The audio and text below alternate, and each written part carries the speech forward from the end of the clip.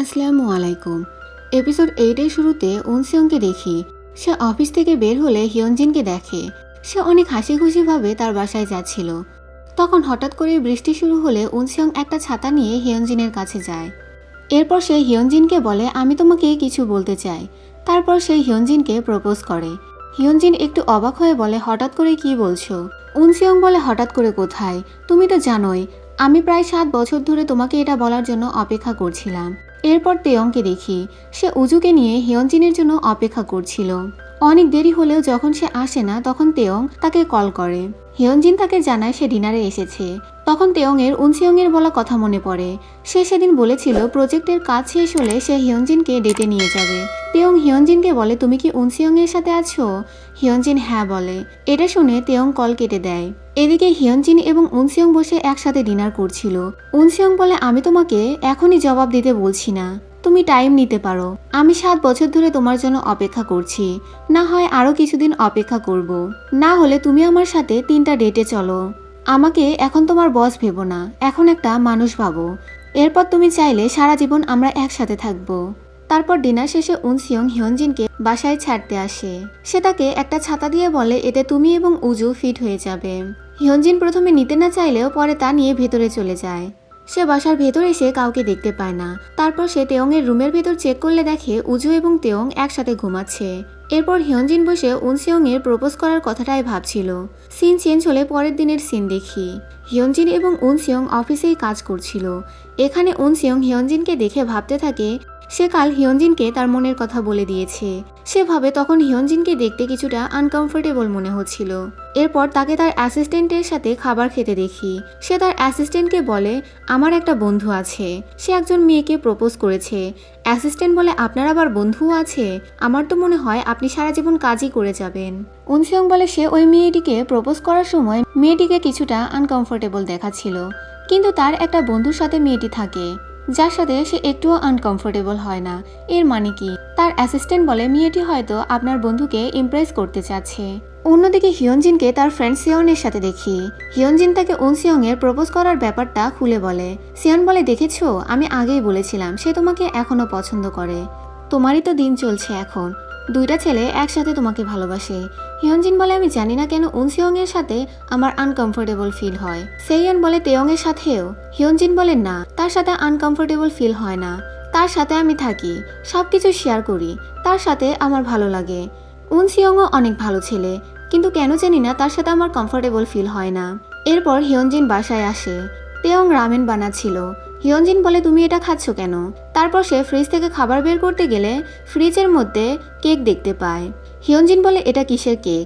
কারো তো জন্মদিনও নয়। তখন তেয়ং বলে, এটা তোমার জন্য কালকে এনেছিলাম, তোমার প্রজেক্টে তুমি সাকসেস হয়েছিলে, তাই সেলিব্রেট করতে চেয়েছিলাম। হিয়নজিন বলে, তাহলে আমাকে সেটা আগেই বললে আমি তো বাসায় চলে আসতাম। আর এটা তো আমার ফেভারিট চকলেট ফ্লেভারের কেক। এরপর সে তেয়ং এর সামনে বসে কেক খেতে থাকে। তেয়ংও বসে তার সামনে নুডলস খাচ্ছিল। হিয়নজিন বলে, আমাকে এক বাইট দাও। তেয়ং বলে, কেন? হিয়নজিন বলে, এখনই কেক খেয়েছি না, তাই আমি একটু রামেন খেতে চাচ্ছি। তেয়ং তাকে দেয়।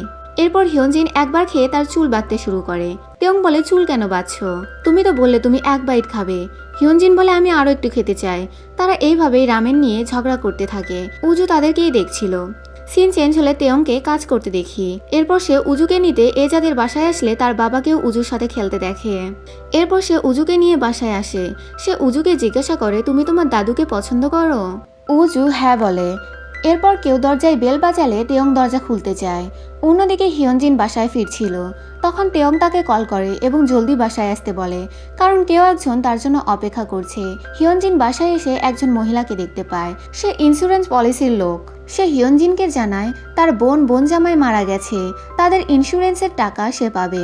মহিলাটি চলে যায়। তেয়ং খেয়াল করে হিয়নজিনের মুড অফ হয়ে গেছে।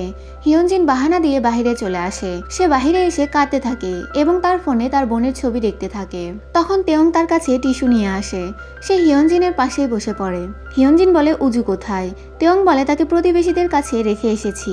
হিয়নজিন কাঁদতে কাঁদতে তেয়ংকে বলে, আমার বোনের মৃত্যুর বদলের টাকাগুলো আমি কিভাবে নিতে পারি? তেয়ং তাকে হাগ করে এবং তাকে শান্ত করার চেষ্টা করে। সিন চেঞ্জ হলে হিয়নজিনকে তার অফিসে দেখি। সে কিছু খাবার প্রোডাক্ট দেখছিল। অন্যদিকে উনসিয়ং এর বস তাকে বলে, গ্লো মার্কেটের সাথে অ্যাগ্রিমেন্ট কমপ্লিট হয়ে গেছে। উনসিয়ং বলে হ্যাঁ। উনসিয়ং বলে তাহলে এখন কি হিয়নজিন পার্মানেন্ট এমপ্লয় হতে পারবে? এরপর হিয়নজিনদের লিফটে দেখি এখানে অনেক লোকের ভিড় জমা হয়ে যায়।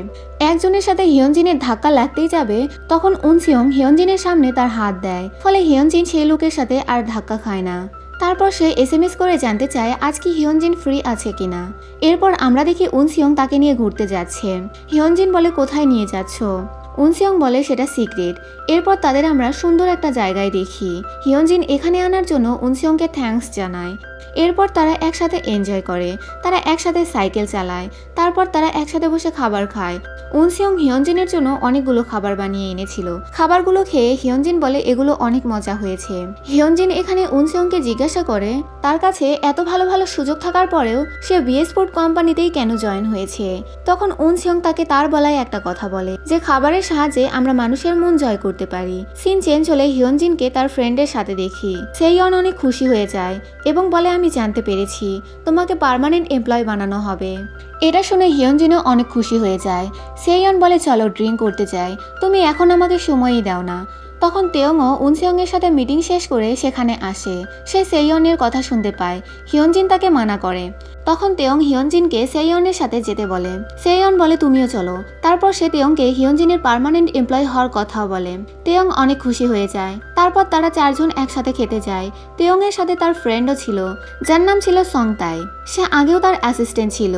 এখন তেয়ং আবার ফটোগ্রাফি শুরু করাতে তেয়ং তাকে আবারও অ্যাসিস্ট্যান্ট বানিয়ে নিয়েছে। অন্যদিকে এজারাও বাসায় একসাথে বসে খাবার খাচ্ছিল। এখানে তেয়ংয়ের বাবাও ছিল। সে জিজ্ঞাসা করে তেয়ং হিয়নজিন কোথায়।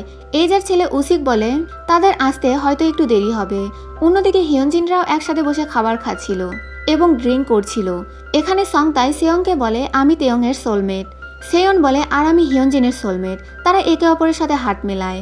এরপর সেয়ন অনেক বেশি ড্রাঙ্ক হয়ে যায় এবং সে বলে হিয়নজিন খুব বেশি ড্রিঙ্ক করে না এবং কখনো কাঁদেও না। তেয়ং বলে আমি তো তাকে ড্রিঙ্ক করতেও দেখেছি আর কাঁদতেও দেখেছি। সেইয়ন বলে তোমরা তো একসাথে শুয়েওছো। এটা সংতাই শুনে অবাক হয়ে যায়। সে বলে কি সত্যি? তেয়ং তাকে বোঝানোর চেষ্টা করে তারা শুধু একে অপরের সাথে ঘুমিয়েছিল আর অন্য কিছুই নয়। এরপর হিয়নজিন এবং তেয়ংকে একসাথে বাসায় ফিরতে দেখি। ড্রিঙ্ক করাতে হিয়নজিনের আনইজি ফিল হচ্ছিল, তাই তেয়ং তার বৃদ্ধা আঙুলের মাঝে চাপ দিয়ে ধরে এবং তাকে গণনা করতে বলে। হিয়নজিন এখানে তেয়ংকেই দেখতে থাকে। তখন তেয়ংকে কল করে উজুর ব্যাপারে জানানো হয়। তারা দৌড়ে উজুর কাছে যেতে থাকে। আমরা উজুকে দেখি তার পুরো শরীরে অ্যালার্জি বের হয়েছিল। তেয়ংয়ের বাবাকে দেখি, সে বলে উজু স্ট্রবেরি খেয়েছিল নাকি। তার বাবার স্ট্রবেরিতে অ্যালার্জি ছিল, হতে পারে উজুরও আছে। সে উজুর যত্ন নেয়। ততক্ষণে তেয়ং এবং হিয়নজিনও চলে আসে। এই যা তাদের বলে উজুর স্ট্রবেরিতে অ্যালার্জি ছিল কিনা। হিয়নজিন বলে এই ব্যাপারে সে জানে না। এই যা বলে ব্যাপার নয়, তুমি তো কিছুদিন আগে থেকে উজুর খেয়াল রাখতে শুরু করেছো, ধীরে ধীরে সব জেনে যাবে। এরপর তারা উজুকে বাসায় এনে ঘুম পাড়িয়ে দেয়। হিয়নজিন তেয়ংয়ের বাবাকে অনেক অনেক ধন্যবাদ জানাতে থাকে উজুর খেয়াল রাখার জন্য। এরপর সে চলে যায়।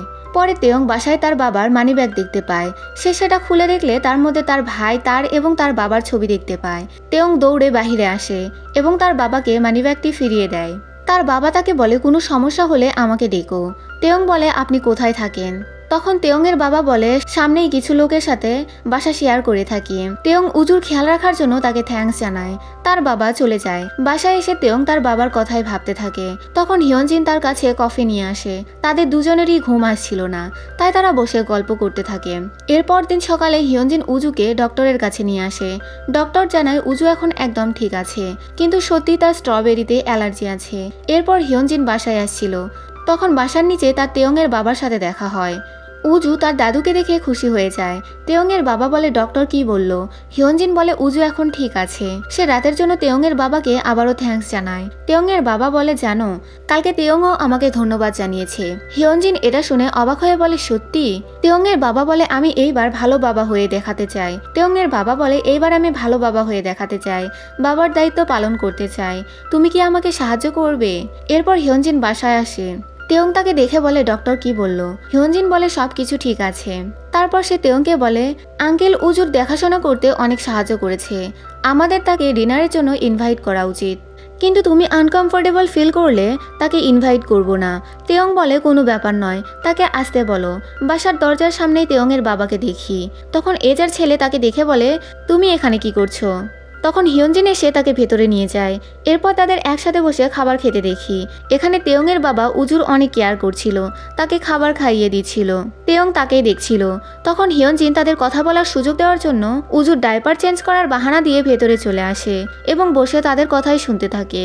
তেয়ং তার বাবাকে বলে, আমি একটা বিষয় জানতে চাই, আপনি কেন আমাকে ছেড়ে গিয়েছিলেন? তেয়ংয়ের বাবা বলে, আমি ছেড়ে যেতে চাইনি, আমি আবারও ফিরে এসেছিলাম, কিন্তু তুমি আর ছিলে না। তোমার ভাই আমাকে বলেছিল আমি তোমার জীবন নষ্ট করছি।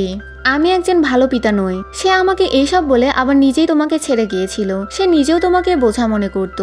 ভেতর থেকে হিয়নজিনও এই কথাগুলো শুনছিল। হিয়নজিনের উজিনের ব্যাপারে বলা এই কথাগুলো একটুও বিশ্বাস হয় না। তেয়ংয়ের বাবা তাকে সরি বলে। সে বলে, আপনার বারবার সরি বলার কোনোই দরকার নেই। তেয়ংয়ের বাবা বলে, আমি উজুর খেয়াল রাখতে পারবো। তেয়ং তখন তাকে বাসার দরজার পাসকোড বলে দেয় এবং বলে, যখন খুশি আপনি এখানে আসতে পারেন এবং উজুর সাথে দেখা করতে পারেন, তার যত্ন নিতে পারেন। এরপর রাতভর তেয়ং শুধু তার বাবার ব্যাপারেই ভাবতে থাকে। হিয়নজিন তার রুমের বাহিরেই ছিল।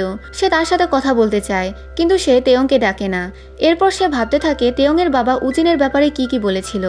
তখন তার উজিনের বলা কিছু কথা মনে পড়ে। একবার হিয়নজিন তার বোনের সাথে ঝগড়া করেছিল, কারণ তার বোন তাকে তাদের বাসাতে থাকতে আসতে বলছিল। হিয়নজিনকে উজিন বোঝায়, তোমার বোন তোমার অনেক কেয়ার করে, এই জন্যই তোমাকে নিজের সাথে রাখতে চায়। তুমি জানো তোমার বোন তোমার জন্য আমাকে কতবার রিজেক্ট করেছিল? যতই হোক তোমার কিন্তু তাকে সরি বলা উচিত, সে তোমার পরিবার। হিয়নজিন বলে, কিন্তু আমি আপনাদের উপর বোঝা হতে চাই না। উজিন বলে, ফ্যামিলি মেম্বাররা কখনো বোঝা হয় না। যদি আমার কোনো ছোট বোন থাকতো তাহলে তো আমিও তাকে নিজের সাথেই রাখতে চাইতাম।